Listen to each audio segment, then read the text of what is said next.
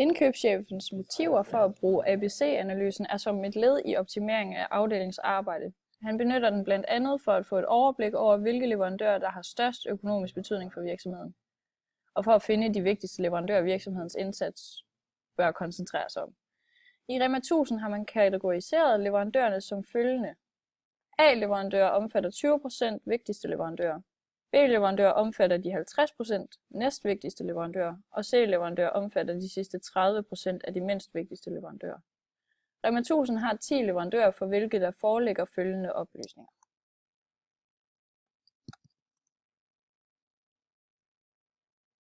Beløbene i kolonnerne årets vareforbrug og leverandør er sorteret, så den leverandør med størst vareforbrug er rangeret som nummer 1.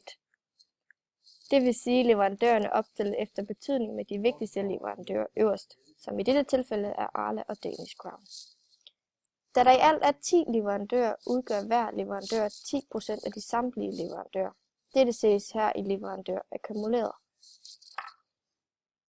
Dernæst ses beløbene i kolonnen for akkumuleret vareforbrug i kroner, beregnet ved at lægge beløbene fra kolonnen for årets vareforbrug sammen. Det fremgår af det nederste beløb i kolonnen, at årets samlede vareforbrug har udgjort 55.342.627 kroner. I kolonnen for akkumuleret vareforbrug i procent fremkommer tallene ved at beregne beløbene for det akkumulerede vareforbrug i procent af det totale vareforbrug på 55.342.627.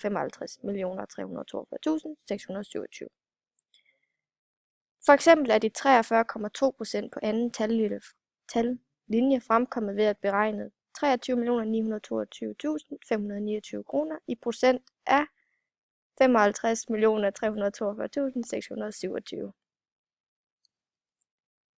Figurens 2 øverste leverandører udgør tilsammen 20% af samtlige leverandører i REMA 1000, og de kaldes derfor A-leverandører.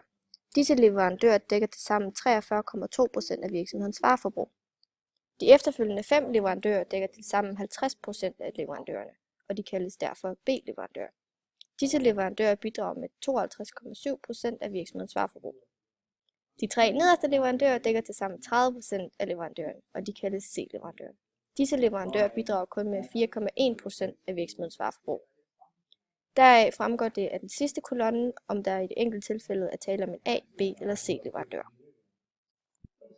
Nu ved man, at i forhold til virksomhedens indkøbsstrategi, at Danish Crown og Arla er de 2 mest økonomisk betydningsfulde leverandører, og det derved vil være en fordel at få opbygget et altså at benytte sig af den differentierede indkøbsstrategi, skabe et godt og vældigt samarbejde med de 2 vigtigste leverandører og lade udbud og efterspørgsel regulere valg af virksomhedens C-leverandør.